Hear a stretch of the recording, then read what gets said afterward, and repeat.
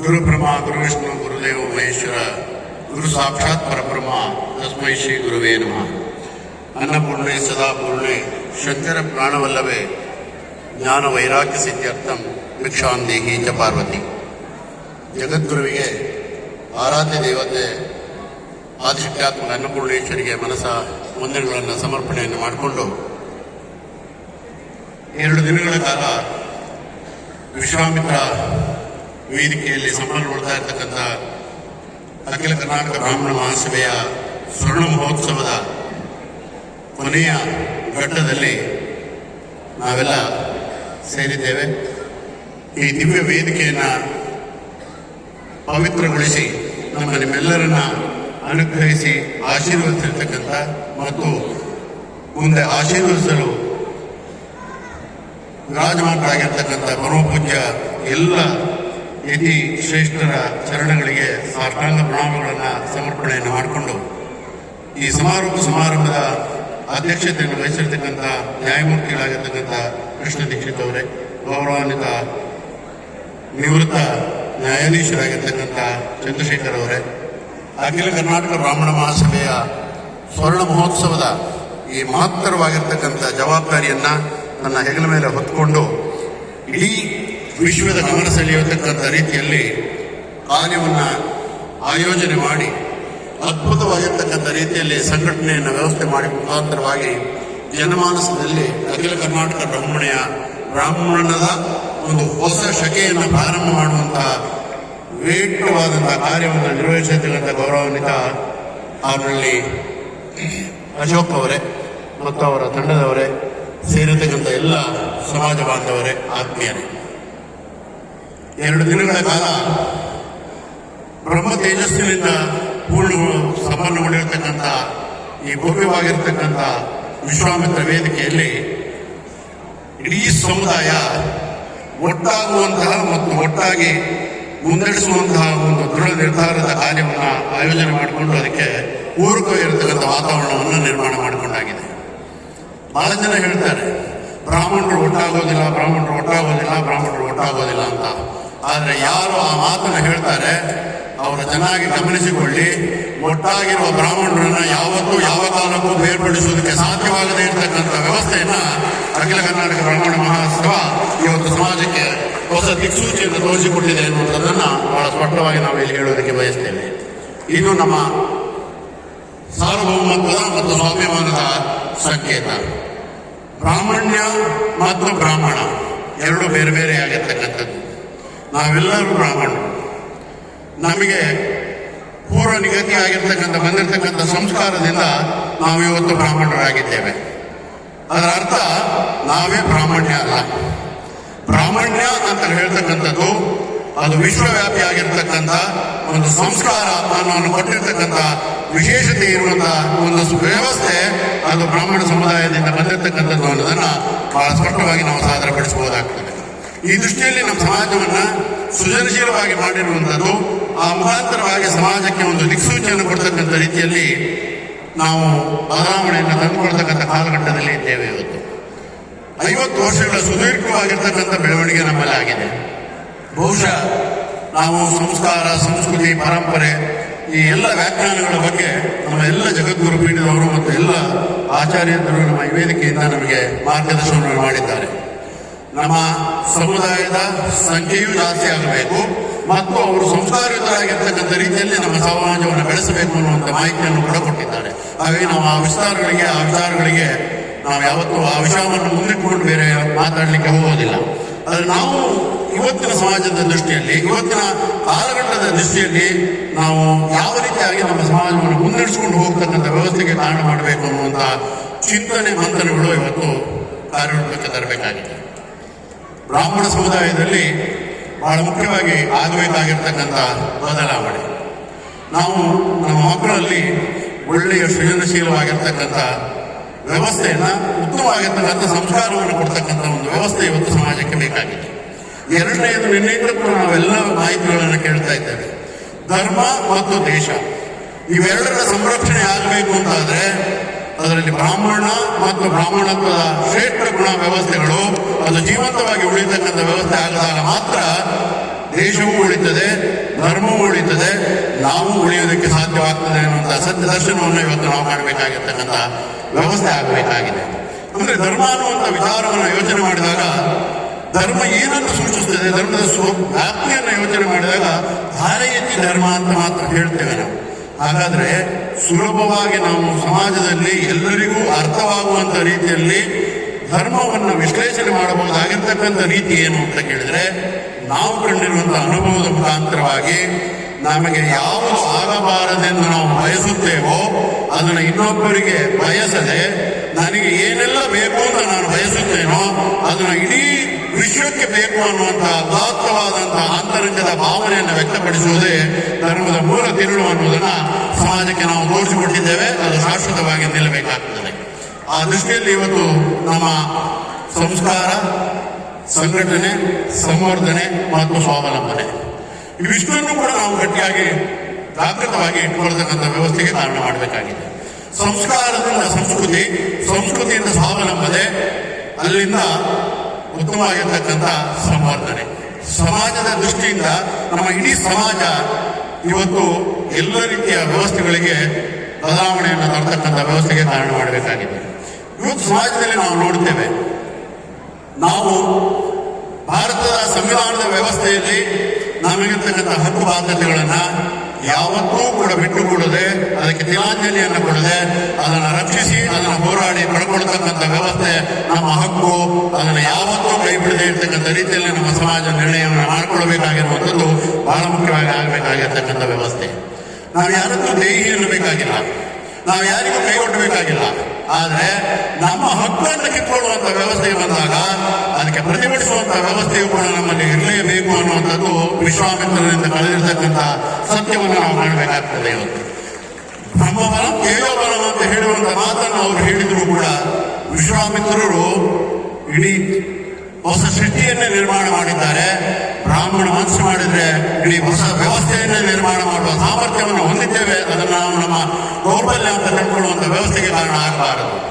ನಮ್ಮ ಮಕ್ಕಳಲ್ಲಿ ಸೃಜನಶೀಲವಾಗಿರ್ತಕ್ಕಂಥ, ಭೌತಿಕವಾಗಿರ್ತಕ್ಕಂಥ ಮತ್ತು ಮಾನಸಿಕವಾಗಿರ್ತಕ್ಕಂಥ ಬದಲಾವಣೆಯನ್ನು ತರ್ತಕ್ಕಂಥ ವ್ಯವಸ್ಥೆಗೆ ಕಾರಣವಾಗಬೇಕು. ನಾವಿವತ್ತು ಸಮಾಜದಲ್ಲಿ ಲೌಕಿಕವಾಗಿ ಬದುಕನ್ನ ಅಲೌಕಿಕವಾಗಿರುವಂಥ ರೀತಿಯಲ್ಲಿ ಪರಿವರ್ತಿಸಿಕೊಳ್ಳಬೇಕು. ನಮ್ಮ ಬದುಕು ಆ ರೀತಿಯಾಗಿ ಪರಿವರ್ತನೆ ಆಗಬೇಕು.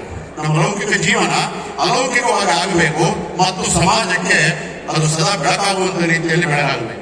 ಆಗ ಮಾತ್ರ ಸಮಾಜದಲ್ಲಿ ನಾವು ಇದ್ದಿದ್ದಕ್ಕೆ, ಹುಟ್ಟಿದ್ದಕ್ಕೆ, ಬೆಳೆದಿದ್ದಕ್ಕೆ, ಬೆಳೆತಾ ಇಳಿಯುವುದಕ್ಕೆ ಸಾರ್ಥಕವಾಗುವುದಕ್ಕೆ ಸಾಧ್ಯವಾಗ್ತದೆ. ಇದು ನಮ್ಮ ಸಮಾಜದಲ್ಲಿ ಆಗಬೇಕಾಗಿರ್ತಕ್ಕಂಥ ಹೊಸ ವ್ಯವಸ್ಥೆ. ಇನ್ನು ಅಖಿಲ ಕರ್ನಾಟಕ ಬ್ರಾಹ್ಮಣ ಮಹಾಸಭೆಯ ವತಿಯಿಂದ ನಾವು ವಿನಂತಿ ಮಾಡ್ತಾ ಇರ್ತಕ್ಕಂಥದ್ದು ಏನು ಗೊತ್ತಾ, 50 ವರ್ಷಗಳ ಸುದೀರ್ಘವಾದಂಥ ಯಾತ್ರೆ ಮುಗಿದಿದೆ ನಮಗೆ. ಇನ್ನು ಮುಂದಿನ ದಿನಗಳಲ್ಲಿ ನಮ್ಮ ಮಕ್ಕಳ ಉಜ್ವಲವಾದ ಭವಿಷ್ಯ, ಅವರಲ್ಲಿ ಆತ್ಮವಿಶ್ವಾಸವನ್ನು ತುಂಬತಕ್ಕಂಥ ಕೆಲಸ ಆಗಬೇಕಾಗಿದೆ. ಯಾಕೆ ನಾನು ಬ್ರಾಹ್ಮಣ ಸಮುದಾಯದಲ್ಲಿ ಹುಟ್ಟಿದ್ದೇನೆ ಅನ್ನುವಂಥ ಗೌರವ ಅವರಿಗೆ ಬರದೇ ಇರತಕ್ಕಂಥ ವ್ಯವಸ್ಥೆ ಆಗಬೇಕಾದ್ರೆ ನಮ್ಮಲ್ಲಿ, ನಮ್ಮ ಬ್ರಾಹ್ಮಣತ್ವದ ವ್ಯವಸ್ಥೆಯಲ್ಲಿ, ನಮ್ಮ ವಿಚಾರದ ಧಾರೆಯಲ್ಲಿ ಮತ್ತು ವೈಯಕ್ತಿಕವಾಗಿರ್ತಕ್ಕಂಥ ವ್ಯವಸ್ಥೆಯಲ್ಲಿ ಬದಲಾವಣೆ ಮಾಡಬೇಕು. ಆ ಬದಲಾವಣೆ ಎಲ್ಲಿಂದ ಆಗಬೇಕು ಅಂದ್ರೆ ಶಿಕ್ಷಣ ಸಂಸ್ಥೆಗಳನ್ನು ಪ್ರಾರಂಭ ಮಾಡುವ ಮುಖಾಂತರವಾಗಿ ಮೊದಲನೇ ಹೆಜ್ಜೆಯಾಗಿ ನಾವು ಅದನ್ನು ಪ್ರಾರಂಭ ಮಾಡಬೇಕು. ನಮ್ಮ ಸಮಾಜದಲ್ಲಿ ಇವತ್ತು ಉದ್ಯೋಗಕ್ಕಾಗಿ ಬಂದಿರತಕ್ಕಂಥ ಮಹಿಳೆಯರಿಗೋಸ್ಕರವಾಗಿ ನಮ್ಮ ಸಮಾಜ ಒಂದು ದೊಡ್ಡ ಮಹಿಳಾ ವಸತಿ ಗೃಹವನ್ನು ಮಾಡಿಕೊಂಡಿದೆ. ಅದು ಒಂದಿದೆ. ಅಂಥದ್ದು ಬದಲಾವಣೆ ವ್ಯವಸ್ಥೆ, ವಿದ್ಯಾ ಸಂಸ್ಥೆಗಳನ್ನು ನಿರ್ಮಾಣ ಮಾಡಿ ಆ ಎಲ್ಲ ವಿದ್ಯೆಗಳ ಜೊತೆಯಲ್ಲಿ ಚಿಕ್ಕ ವಯಸ್ಸಿನಿಂದ ನಮ್ಮ ಮಕ್ಕಳಿಗೆ ಉತ್ತಮವಾಗಿರ್ತಕ್ಕಂಥ, ಸಂಸ್ಕಾರಿತವಾಗಿರ್ತಕ್ಕಂಥ ವಿದ್ಯೆಯನ್ನು ಅವರಿಗೆ ಕೊಡ್ತಕ್ಕಂಥ ವ್ಯವಸ್ಥೆಯನ್ನು ಮಾಡಿದಾಗ ಮಾತ್ರ ಬ್ರಾಹ್ಮಣ್ಯವೂ ಉಳಿಯುತ್ತದೆ, ಬ್ರಾಹ್ಮಣರು ಉಳಿಯೋದಕ್ಕೆ ಸಾಧ್ಯ, ದೇಶವೂ ಸುಭಿಕ್ಷವಾಗಿರುವುದಕ್ಕೆ ಸಾಧ್ಯವಾಗ್ತದೆ ಅನ್ನೋದನ್ನ ಸಮಾಜ ಮರೆಯಬಾರದು. ವೈಜ್ಞಾನಿಕವಾದಂಥ ವ್ಯವಸ್ಥೆ ದೃಷ್ಟಿಯಿಂದ ಇವತ್ತು ನಾವು ವ್ಯವಸ್ಥೆಯನ್ನು ಮಾಡಿ ಸಮಾಜದಲ್ಲಿರ್ತಕ್ಕಂಥ ಎಲ್ಲ ಕಟ್ಟುಪಾಡುಗಳನ್ನು ಇಟ್ಟುಕೊಂಡು ನಮಗೆ ನಮ್ಮದೇ ಆದಂತಹ ಸಂಸ್ಕಾರದ ಚೌಕಟ್ಟಿದೆ. ಆ ಚೌಕಟ್ಟಿನ ಒಳಗೆ ಚೆನ್ನಾಗಿ ಬದುಕಬೇಕು, ಬಾಳಬೇಕು, ಜೊತೆಗೆ ನಮ್ಮ ಹಕ್ಕನ್ನು ನಾವು ಉಳಿಸಿಕೊಳ್ತಕ್ಕಂಥ ವ್ಯವಸ್ಥೆಗೆ ಕಾರಣ ಮಾಡಬೇಕು. ನಮ್ಮ ಮಕ್ಕಳು ಇವತ್ತು ಪಲಾಯನವನ್ನು ಮಾಡ್ತಾ ಇದ್ದಾರೆ. ಬಹುಶಃ ITBT ಬರದೇನೆ ಹೋಗಿದ್ರೆ ನಮ್ಮ ಮಕ್ಕಳು ಇವತ್ತೆಲ್ಲ ಒಂದು ರೀತಿಯಲ್ಲಿ ಬೇಡುವ ಸ್ಥಿತಿ ಬಂದಿರತಕ್ಕಂಥ ಸ್ಥಿತಿಗೆ ಬಂದು ನಿಂತಿತ್ತು. ಆದರೆ ಇವತ್ತು ITBT ಬಂದಿದೆ. ನಮ್ಮ ಪ್ರಾರ್ಥನೆ ಇರ್ತೇನೆ ಅಖಿಲ ಕರ್ನಾಟಕ ಬ್ರಾಹ್ಮಣ ಮಹಾಸಭೆಯಲ್ಲಿ ITBTಗೋಸ್ಕರವಾಗಿ ನಮ್ಮ ಮಕ್ಕಳು ದೇಶದಿಂದ ಪರದೇಶಕ್ಕೆ ಹೋಗಿ ಪರದೇಶಿಗಳಾಗುವ ಬದಲು ದೇಶೀಯ ವ್ಯವಸ್ಥೆಯಲ್ಲಿ ದೇಶದ ವ್ಯವಸ್ಥೆ ಒಳಗೆ ತಮ್ಮ ಬದುಕನ್ನು ನಡೆಸುವುದಕ್ಕೆ ಬೇಕಾಗಿರ್ತಕ್ಕಂಥ ಸಂಸ್ಥೆಯನ್ನ ಅಖಿಲ ಕರ್ನಾಟಕ ಬ್ರಾಹ್ಮಣ ಮಹಾಸಭೆ ಪ್ರಾರಂಭ ಮಾಡತಕ್ಕಂಥ ವ್ಯವಸ್ಥೆ ಆಗಲಿ ಎನ್ನುವಂಥದ್ದು ನಮ್ಮ ಆಶಯ. ನಿನ್ನ ತಾನೇ ಪರಮಪೂಜ್ಯ ಶ್ರೀ ಶ್ರೀ ವಿಧುಶೇಖರ ಭಾರತಿ ಮಹಾಸ್ವಾಮಿಯವರ ದಿವ್ಯ ಹಸ್ತದಿಂದ ಸುವರ್ಣ ಭವನ ಅಂತಕ್ಕಂಥ ಒಂದು ಹೊಸ ಕಟ್ಟಡಕ್ಕೆ ಶಿಲಾನ್ಯಾಸ ಕಾರ್ಯಕ್ರಮ ಆಗಿದೆ. ಆ ಕಟ್ಟಡ ಯಾವುದಕ್ಕೆ ಆಗಬೇಕು ಅಂತ ಕೇಳಿದ್ರೆ, ನಮ್ಮ ಉಜ್ವಲವಾದ ಭವಿಷ್ಯ ನಮ್ಮ ಮಕ್ಕಳು, ಮಹಿಳೆಯರಿರಲಿ ಪುರುಷರಿರಲಿ,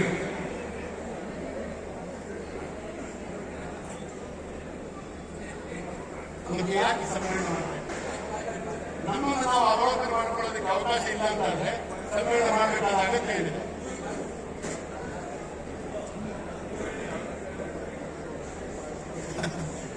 ಕ್ಷಮಿಸಿ, ನಮ್ಮನ್ನು ನಾವು ಪರಿಪರಿಸಿಗೊಳಿಸುವ ನಾವು ಆ ನಿಟ್ಟಿನಲ್ಲಿ ಇವತ್ತು ಚಿಂತನೆಯನ್ನು ಮಾಡಬೇಕಾಗಿದೆ. ಆ ಸುವರ್ಣ ಮಹೋತ್ಸವದ ಕಟ್ಟಡ ನಿರ್ಮಾಣವಾಗುವಂಥದ್ರಲ್ಲಿ ಉತ್ತಮವಾಗಿರ್ತಕ್ಕಂಥ ITBTಗೆ ಸಂಬಂಧಪಟ್ಟಂತ ನಮ್ಮಲ್ಲಿ ಇನ್ಫ್ರಾಸ್ಟ್ರಕ್ಚರ್ ಇದೆ, ನಮ್ಮಲ್ಲಿ ಜ್ಞಾನ ಇದೆ, ಬುದ್ಧಿವಂತಿಕೆ ಇದೆ. ಅದನ್ನು ಕ್ರೋಢೀಕರಿಸತಕ್ಕಂಥ ವ್ಯವಸ್ಥೆಗೆ ಕಾರಣ ಮಾಡಿ ಹೊರದೇಶದಲ್ಲಿ ಹೋಗಿ ಉದ್ಯೋಗವನ್ನು ಮಾಡ್ತಕ್ಕಂಥ ನಮ್ಮ ಮಕ್ಕಳು ನಮ್ಮ ನೆಲದಲ್ಲಿ ನಮ್ಮಲ್ಲಿಯೇ ಅದನ್ನು ಮಾಡುವುದಕ್ಕೆ ಬೇಕಾದಂಥ ವಾತಾವರಣವನ್ನು ನಿರ್ಮಾಣ ಮಾಡಿದರೆ ಸ್ವಾವಲಂಬನೆಯ ಬದುಕು, ಸ್ವಾಭಿಮಾನದ ಬದುಕು, ಸಂಸ್ಕಾರದ ಬದುಕು ನಮ್ಮದು ಜೀವಂತವಾಗಿ ಉಳಿಯುವುದಕ್ಕೆ ಸಾಧ್ಯವಾಗುತ್ತೆ ಅನ್ನುವಂಥದ್ದನ್ನು ನಾವು ಇವತ್ತು ಗಮನಿಸಬೇಕಾಗಿರ್ತಕ್ಕಂಥ ಅಂಶ. ಈ ದೃಷ್ಟಿಯಲ್ಲಿ ನಮ್ಮ ಸಮಾಜವನ್ನು ಸಂಘಟಿಸಬೇಕು. ಆ ಮುಖಾಂತರವಾಗಿ ಸಮಾಜದ ವಿಕಾಸವನ್ನು ಮಾಡ್ತಕ್ಕಂಥ ವ್ಯವಸ್ಥೆಗೆ ಕಾರಣ ಮಾಡಬೇಕು. ನಮ್ಮ ಮಕ್ಕಳಿಗೆ ನಮಗೆ ಒಂದು ಬಹಳ ದೊಡ್ಡ ವಿಶೇಷತೆ ಇದೆ. ನಾವು ಯಾರಿಗೂ ಏನನ್ನು ಬೇಡುವುದಿಲ್ಲ. ನಮ್ಮ ಕೈಲಾದಷ್ಟು ಮಟ್ಟಿಗೆ ಉಪಕಾರವನ್ನು ಮಾಡತಕ್ಕಂಥ ವ್ಯವಸ್ಥೆಯನ್ನೇ ಮಾಡ್ತಾ ಬಂದಿದ್ದೇವೆ. ಆದರೆ ಅವಹೇಳನಕ್ಕೆ ಒಳಗಾಗಿರ್ತಕ್ಕಂಥ ಮೊಟ್ಟ ಮೊದಲನೆಯ ಸಮಾಜ ಯಾವುದಿದೆ ಅಂದರೆ ಅದು ಬ್ರಾಹ್ಮಣ ಸಮುದಾಯ. ಪ್ರಪಂಚದಲ್ಲಿ ಬಾಕಿಯವರು ಎಲ್ಲರೂ ತಿಳ್ಕೊಂಡಿದ್ದಾರೆ, ನಾವು ಯಾವ ರೀತಿ ಬೇಕಾದರೂ ಬ್ರಾಹ್ಮಣ ಸಮುದಾಯವನ್ನ ಹೆಂಗೆ ಬೇಕಾದರೂ ಓದಿಬಹುದು, ಯಾವ ರೀತಿ ಬೇಕಾದರೂ ಮಾತಾಡಬಹುದು, ಅವ್ರು ಏನು ಮಾತಾಡುವುದಿಲ್ಲ ಅಂತ. ದಯಮಾಡಿ ತಿಳ್ಕೊಳ್ಳಿ, ಬ್ರಹ್ಮಗಳ ತೇಜಸ್ಸಿನಲ್ಲಿ ದರ್ಪೆ ಹಿಡಿಯ ಕೂಡುತ್ತಿದೆ ಬ್ರಾಹ್ಮಣ ಸಮುದಾಯಕ್ಕೆ. ಆ ದರ್ಪೆಯನ್ನ ಬಾಣವಾಗಿ ಪರಿವರ್ತಿಸುವಂತ ವ್ಯವಸ್ಥೆಯನ್ನು ಮಾಡುವುದಕ್ಕೆ ಬ್ರಾಹ್ಮಣ ಸಮುದಾಯ ಸಮರ್ಥವಾಗಿದೆ ಎನ್ನುವುದನ್ನ ಲೋಕ ಮರೆಯಬಾರದು. ಒಂದು ಬಹಳ ಮುಖ್ಯವಾಗಿ ಗಮನಿಸಬೇಕಾದ್ದು, ಬ್ರಾಹ್ಮಣ್ಯತ್ವ ಅಥವಾ ಬ್ರಾಹ್ಮಣತ್ವ ಅನ್ನುವಂಥದ್ದು ನಾಶವಾದರೆ ಇಡೀ ದೇಶದ ಸಾರ್ವಭೌಮತ್ವವನ್ನ, ದೇಶದ ಸಾಂಸ್ಕೃತಿಕ ನೆಲವನ್ನ, ಅಲ್ಲಿರ್ತಕ್ಕಂಥ ಪರಂಪರೆ ಶಾಶ್ವತವಾಗಿ ನಾಶವಾಗುವುದಕ್ಕೆ ಸಾಧ್ಯವಾಗ್ತದೆ ಎನ್ನುವುದನ್ನ ಇವತ್ತು ಸಮಾಜದಲ್ಲಿ ತಿಳ್ಕೊಳ್ತಕ್ಕಂಥ ವ್ಯವಸ್ಥೆಗೆ ಕಾರಣವಾಗಬೇಕಾಗ್ತದೆ. ಆ ದೃಷ್ಟಿಯಲ್ಲಿ ಇವತ್ತು ನಾವು ವಿಶಾಲವಾಗಿ ವಿಚಾರಣೆ ಮಾಡೋಣ. ನಮ್ಮಲ್ಲಿರ್ತಕ್ಕಂಥ ಸಂಪ್ರದಾಯಗಳನ್ನ ನಮ್ಮ ಮನೆಗೆ ಸೀಮಿತ ಮಾಡಿಕೊಳ್ಳೋಣ. ಇದು ಉಳಿಬೇಕು ಅಂತಾದ್ರೆ, ಬ್ರಾಹ್ಮಣ್ಯ ಮತ್ತು ಬ್ರಾಹ್ಮಣ ಒಟ್ಟಾಗಬೇಕು ಅಂತಾದ್ರೆ ಅದರ ವ್ಯವಸ್ಥೆ ಎಲ್ಲಿಂದ ಬರಬೇಕು ಅಂದ್ರೆ ಹಿಂದೂ ಸನಾತನದ ರಕ್ಷಣೆಗೆ ಪೂರಕವಾಗಿರ್ತಕ್ಕಂಥ ಎಲ್ಲ ಪೀಠಾಧಿಪತಿಗಳು ಒಂದು ವೇದಿಕೆಯಲ್ಲಿ ಬಂದು ಸಮಾಜವನ್ನು ರಕ್ಷಿಸತಕ್ಕಂಥ, ಸಮಾಜಕ್ಕೆ ಒಳ್ಳೆಯ ಸಂದೇಶವನ್ನು ಕೊಡ್ತಕ್ಕಂಥ ವಾತಾವರಣ ನಿರ್ಮಾಣವಾಗಬೇಕು. ಆಗ ಮಾತ್ರ ಸಮಾಜ ಸಂಘಟಿತವಾಗಿ ಬದುಕುವುದಕ್ಕೆ ಸಾಧ್ಯವಾಗ್ತದೆ.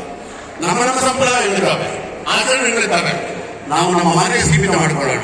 ಆದರೆ ಭಾರತದ ಸಾರ್ವಭೌಮತ್ವ ಬಂದಾಗ ಅಥವಾ ಬ್ರಾಹ್ಮಣ್ಯದ ಸಾರ್ವಭೌಮತ್ವ ಬಂದಾಗ ನಮ್ಮ ಎಲ್ಲ ಒಟ್ಟು ಸಂಘಟನೆ ಹೇಗಾಗಬೇಕು ಅಂದ್ರೆ ಹಿಂದೂ ಸನಾತನ ಧರ್ಮದ ರಕ್ಷಣೆಗೆ ಪೂರಕವಾಗಿರುವಂತಹ ರೀತಿಯಲ್ಲಿ ನಾವು ಅದನ್ನ ಜೋಡಿಸಿಕೊಳ್ತಕ್ಕಂಥ ವ್ಯವಸ್ಥೆಗೆ ಕಾರಣವಾದಾಗ ನಮ್ಮಲ್ಲಿರ್ತಕ್ಕಂಥ ಎಲ್ಲ ಭಿನ್ನಾಭಿಪ್ರಾಯಗಳು ಹೋಗಿ ನಾವು ಒಂದಾಗಿ ಒಟ್ಟಾಗಿ ಬದುಕಿ ಬಾಳುವ ವ್ಯವಸ್ಥೆಯನ್ನ ನಿರ್ಮಾಣ ಮಾಡಿಕೊಳ್ಳಲಿಕ್ಕೆ ಸಾಧ್ಯವಾಗ್ತದೆ. ಆ ದೃಷ್ಟಿಯಲ್ಲಿ ನಾವು ಇವತ್ತು ಹೊಸ ಶಕೆಯನ್ನ, ಹೊಸ ಬದಲಾವಣೆಯನ್ನ ಅಖಿಲ ಕರ್ನಾಟಕ ಬ್ರಾಹ್ಮಣ ಮಹಾಸಭೆ ಯಾವತ್ತು ಯಾವ ಕಾಲದಲ್ಲಿ ತರ್ತಕ್ಕಂಥ ವ್ಯವಸ್ಥೆ ಮಾಡಿದ್ರೆ, ಇಂತಹ ವಿದ್ಯಾಸಂಸ್ಥೆಗಳನ್ನು ನಿರ್ಮಾಣ ಮಾಡ್ತಕ್ಕಂಥದ್ದು ಅಥವಾ ITBTಗಳನ್ನು ಮಾಡ್ತಕ್ಕಂಥ ವ್ಯವಸ್ಥೆ ಮಾಡುವಂತದ್ದಿದ್ರೆ ನಾವು ಕೂಡ ಅದಕ್ಕೆ ಪೂರ್ಣವಾಗಿ ನಮ್ಮ ಕೈಲಾದಂತಹ ಎಲ್ಲ ಸಹಕಾರವನ್ನು ಕ್ಷೇತ್ರದ ವತಿಯಿಂದ ಪರಿಪೂರ್ಣವಾಗಿ ಕೊಡ್ತಕ್ಕಂಥ ವ್ಯವಸ್ಥೆಯನ್ನು ನಾವು ಮಾಡ್ತೇವೆ ಅಂತ ಹೇಳಿ ಈ ಸಭೆಯಲ್ಲಿ ಘೋಷಣೆ ಮಾಡಲಿಕ್ಕೆ ಇಚ್ಛೆಪಡ್ತೇವೆ. ಎರಡನೇದು, ನಮ್ಮ ಮಕ್ಕಳು ಎಲ್ಲ ವಿದ್ಯಾಭ್ಯಾಸವನ್ನು ಕಟ್ಟತಕ್ಕಂಥ ವ್ಯವಸ್ಥೆಗೆ ಕಾರಣ ಮಾಡಿಕೊಳ್ಳಿ. ನಿಮ್ಮ ಮಕ್ಕಳು ಕೇವಲ ಹಣ ಸಂಪಾದನೆ ಆಡುವಂತಹ ಕೇವಲ ಯಂತ್ರವನ್ನಾಗಿ ಪರಿವರ್ತಿಸುವಂತಹ ವ್ಯವಸ್ಥೆಯನ್ನು ದಯಮಾಡಿ ತಂದೆ ತಾಯಿಗಳು ಮಾಡಬೇಡಿ.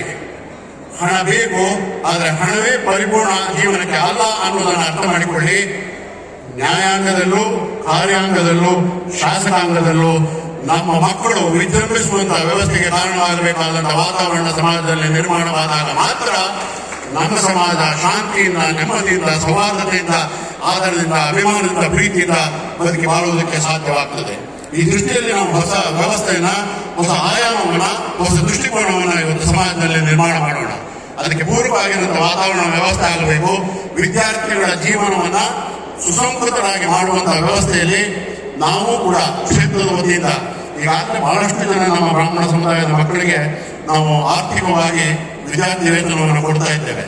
ಈಗಲೂ ಕೂಡ ನಾವಿಲ್ಲಿ ಘೋಷಣೆ ಮಾಡ್ತಾ ಇದ್ದೇವೆ, ನಮ್ಮ ಸಮುದಾಯದ ಆರ್ಥಿಕವಾಗಿ ಹಿಂದುಳಿದಿರ್ತಕ್ಕಂಥ ಬಡ ಮಕ್ಕಳು ಯಾರೇ ಇದ್ದರು 85% ಮೇಲೆ ನೀವು ವಿದ್ಯಾಭ್ಯಾಸದಲ್ಲಿ ಪರಿಣಿತಿಯನ್ನು ಪಡೆದಿದ್ದವರು ನಮ್ಮ ಕ್ಷೇತ್ರಕ್ಕೆ ನಿಮ್ಮ ಅಹವಾಲನ್ನ, ಮನವಿಯನ್ನು ಸಲ್ಲಿಸಿ ನಿಮಗೆ ಕ್ಷೇತ್ರದ ಜನಮಾತೆಯ ಪ್ರಸಾದ ರೂಪದಲ್ಲಿ ಆರ್ಥಿಕ ಸಹಾಯವನ್ನು ಕೊಡ್ತಕ್ಕಂಥ ವ್ಯವಸ್ಥೆಯನ್ನ ಈಗಾಗಲೇ ಮಾಡಿದ್ದೇವೆ. ಅದು ನಿರಂತರವಾಗಿ ಮುಂದುವರಿಯುವಂತಹ ವ್ಯವಸ್ಥೆ ಆಗುತ್ತದೆ. ಈ ದೃಷ್ಟಿಕೋನದಿಂದ ನಾವೆಲ್ಲ ಬದಲಾವಣೆಗಳನ್ನ ಕಂಡುಕೊಳ್ಳೋಣ, ಒಟ್ಟಾಗಿ ಸಮಾಜವನ್ನ ಸದೃಢಗೊಳಿಸೋಣ. ನಮ್ಮ ಸಮಾಜ, ನಮ್ಮ ಹೆಮ್ಮೆಯ ಸಮಾಜ, ನಮ್ಮ ಬದುಕಿನ ಸಮಾಜ, ನಮ್ಮೆಲ್ಲರ ವಿಶಾಲವಾಗಿರ್ತಕ್ಕಂಥ ಬದುಕಿನ ವ್ಯವಸ್ಥೆಗೆ ಕಾರಣವಾಗಿರ್ತಕ್ಕಂಥ ಸಮಾಜವನ್ನ ಒಂದು ಮಾತನ್ನ ಇಲ್ಲಿ ಹೇಳೋದಕ್ಕೆ ಬಯಸ್ತೇನೆ. ಈ ಪುಸ್ತಕ ಬಹಳ ಚೆನ್ನಾಗಿ ಕೊಟ್ಟಿದ್ದಾರೆ. ಸ್ವಾತಂತ್ರ್ಯ ಸಂಗ್ರಾಮದಲ್ಲಿ ಬ್ರಾಹ್ಮಣರ ಪಾತ್ರ ಅದರಲ್ಲಿ ತೆಗೆದು ಕೂಡಲೇ ಒಂದು ಮಾಹಿತಿ ಸಿಕ್ತು ನನಗೆ. ನಮ್ಮ ಸಮಾಜವು ನಮಗೆ ಏನೆಲ್ಲ ಕೊಡಬೇಕು ಎನ್ನುವುದರ ಬದಲು ಯಾವೆಲ್ಲ ಜವಾಬ್ದಾರಿಗಳನ್ನು ನಾವು ನಿರ್ವಹಿಸಬೇಕು ಎನ್ನುವುದನ್ನು ನಾವು ಅಭಿಗಮನವಾಗಬೇಕು, ಅದು ನಮ್ಮ ಧೋರಣೆ ಆಗಬೇಕು. ಇದು ವಿಶಾಲವಾಗಿರ್ತಕ್ಕಂಥ ಬ್ರಾಹ್ಮಣರ ಅಂತರಂಗದ ವಿಶಾಲವಾಗಿರ್ತಕ್ಕಂಥ ಚಿಂತನೆ, ಮಂಥನೆ ಮತ್ತು ಸ್ವರೂಪ. ಈ ದೃಷ್ಟಿಯಲ್ಲಿ ಈ ಕಾರ್ಯಕ್ರಮಕ್ಕೆ ನಮ್ಮನ್ನು ಆಹ್ವಾನ ಮಾಡಿ ಈ ಕಾರ್ಯಕ್ರಮದಲ್ಲಿ ನಮ್ಮ ಅನಿಸಿಕೆಯನ್ನು ಹಂಚಿಕೊಳ್ತಕ್ಕಂಥ ಅವಕಾಶವನ್ನು ಕಲ್ಪಿಸಿಕೊಟ್ಟಿರ್ತಕ್ಕಂಥ ಗೌರವಾನ್ವಿತ ಅಶೋಕ್ ಹಾರ್ನಳ್ಳಿಯವರಿಗೂ ಮತ್ತು ಸಂಘಟನೆಯ ಎಲ್ಲ ಪದಾಧಿಕಾರಿಗಳಿಗೆ ಅಂತರಂಗದ ಅಭಿಮಾನದ ಅಭಿವಂದನೆಗಳನ್ನು ಸಮರ್ಪಣೆಯನ್ನು ಮಾಡಿಕೊಂಡು ಇಂತಹ ಒಂದು ಹೊಸ ಆಯಾಮದ ದೃಷ್ಟಿಕೋನದಲ್ಲಿ ಯಾವ ರೀತಿಯಾದ ಹೊಸ ಬದಲಾವಣೆಯನ್ನ ಮಾಡುವುದಕ್ಕೆ ಚಿಂತನೆಯನ್ನ ಅಧ್ಯಕ್ಷರು ಮತ್ತು ಅವರ ತಂಡ ಮಾಡಲಿ. ಆ ಒಂದು ವಿಶಿಷ್ಟವಾಗಿರ್ತಕ್ಕಂಥ ವಿದ್ಯಾಸಂಸ್ಥೆ ಇರ್ಬೋದು ಅಥವಾ IAS, IPS ಇತರದ ತರಬೇತಿ ಕಾರ್ಯಕ್ರಮಗಳನ್ನು ಇರ್ಬೋದು, ಯಾವುದಕ್ಕೆ ಆದರೂ ಅದನ್ನು ಮಾಡುವ ಸಂದರ್ಭದಲ್ಲಿ ಜಗನ್ಮಾತೆಯ ಪ್ರಸಾದ ರೂಪದಲ್ಲಿ ಪ್ರಸ್ತುತ ನಾವು 5 ಲಕ್ಷ ರೂಪಾಯಿಗಳನ್ನ ಅಧ್ಯಕ್ಷರಿಗೆ ಹಸ್ತಾಂತರವನ್ನು ಮಾಡ್ತಾ ಇದ್ದೇವೆ. ಅಧ್ಯಕ್ಷರು ಅದನ್ನು ಸ್ವೀಕರಿಸಿಕೊಂಡು ಅದು ಸೀಡ್ ಮನಿಯಾಗಿ ಅದನ್ನು ತಗೊಳ್ಳುವಂತಹ ವ್ಯವಸ್ಥೆ. 5 ಲಕ್ಷ ರೂಪಾಯಿಗಳನ್ನ ಶ್ರೀ ಕ್ಷೇತ್ರದ ವತಿಯ ಹನುಮನವರ ಪ್ರಸಾದ ರೂಪದಲ್ಲಿ IAS ಇರ್ಬೋದು, IPS ಇರ್ಬೋದು, ನಮ್ಮ ಮಕ್ಕಳು ಆ ತಕ್ಕಿನಲ್ಲಿ ಸಾಗುವುದಕ್ಕೆ ಬೇಕಾಗಿರ್ತಕ್ಕಂಥ ವಾತಾವರಣ ನಿರ್ಮಾಣ ಮಾಡುವುದಕ್ಕೆ, ಒಂದು ವೇದಿಕೆಯನ್ನು ನಿರ್ಮಾಣ ಮಾಡೋದಕ್ಕೆ, ತರಬೇತಿಯ ಕಾರ್ಯವನ್ನು ನಿರ್ಮಾಣ ಮಾಡೋದಕ್ಕೆ, ಅದನ್ನು ಸದುಪಯೋಗ ಮಾಡಿಕೊಳ್ತಕ್ಕಂಥ ವ್ಯವಸ್ಥೆಯನ್ನು ಮಾಡಿಕೊಳ್ಬೇಕು ಅನ್ನುವಂಥ ಆಶಯವನ್ನ ಅಧ್ಯಕ್ಷರಲ್ಲಿ ವಿನಂತಿಯನ್ನು ಮಾಡ್ತಾ, ಮುಂದಿನ ಎಲ್ಲ ಆಗುಹೋಗುಗಳು ನಮ್ಮ ಸಮಾಜ ತಲೆ ಎತ್ತಿ ನಿಲ್ಲುವಂತಹ ಸಮಾಜ, ಎಲ್ಲಿಯೂ ನಾವು ತಲೆ ತಗ್ಗಿಸದೇ ಇರತಕ್ಕಂಥ ರೀತಿಯಲ್ಲಿ ನಮ್ಮ ಸಮಾಜವನ್ನ ಸದೃಢಗೊಳಿಸೋಣ, ನಮ್ಮ ಸಂಸ್ಕಾರವನ್ನ ಚೆನ್ನಾಗಿ ಬೆಳೆಸೋಣ, ನಮ್ಮ ಮಕ್ಕಳಲ್ಲಿ ಉತ್ತಮವಾಗಿರ್ತಕ್ಕಂಥ ಸಂಸ್ಕೃತಿಯನ್ನ ನೆಟ್ಟಿಸುವಂತಹ ವ್ಯವಸ್ಥೆಗೆ ಕಾರಣವಾಗುವಂತಹ ಎಲ್ಲ ಸೌಭಾಗ್ಯಗಳನ್ನ ಜಗಜ್ಜನನಿ ಜಗನ್ಮಾತೆ ಆದಿಶಕ್ತಾತ್ಮಕ ಅನ್ನಪೂರ್ಣೇಶ್ವರಿ ಅನವರ್ತವೂ ಅನುಗ್ರಹಿಸಲಿ. ಜಗದ್ಗುರುಳ ಎಲ್ಲ ಆಶೀರ್ವಾದ ಅನುಗ್ರಹ ನಮಗೆ ನಿಮಗೆಲ್ಲರಿಗೂ ಕೂಡ ಸದಾ ಶ್ರೀರಕ್ಷೆಯಾಗಿರ್ತಕ್ಕಂಥ ಮಹಾಭಾಗ್ಯವನ್ನೊಂದಿಗೆ ನಾವು ಸ್ವರ್ಣ ಮಹೋತ್ಸವದಿಂದ ಶತಮಾನೋತ್ಸವದ ಸಂದರ್ಭದಲ್ಲಿ ಬಂದಾಗ ಇಡೀ ಭಾರತದ ವ್ಯಾಪ್ತಿಯಲ್ಲಿ ಬ್ರಾಹ್ಮಣ್ಯ ಮತ್ತು ಬ್ರಾಹ್ಮಣತ್ವ ಶ್ರೇಷ್ಠವಾಗಿ ಇದೆ ಅನ್ನೋದನ್ನು ಸಾದರಪಡಿಸುವುದಕ್ಕೆ ಇವತ್ತಿನ ಈ ಸ್ವರ್ಣ ಮಹೋತ್ಸವದ ಭೂಮಿಗೆ ಅದಕ್ಕೆ ನಾಂದಿ ಆಗಲಿ ಅನ್ನುವಂತಹ ಸದಾಶಯದ ಆಶೀರ್ವಾದವನ್ನ ಈ ಕಾರ್ಯಕ್ರಮಕ್ಕೆ ಅನುಗ್ರಹಿಸಿದ ತಮ್ಮೆಲ್ಲರಿಗೂ ಮತ್ತೊಮ್ಮೆ ಶುಭವನ್ನು ಕೋರಿ ಲೋಕಕ್ಕೆ ಮಂಗಳವನ್ನು ಪ್ರಾರ್ಥಿಸಿ ವಿರಮಿಸಿದ್ದೇವೆ. ನಮಸ್ಕಾರ.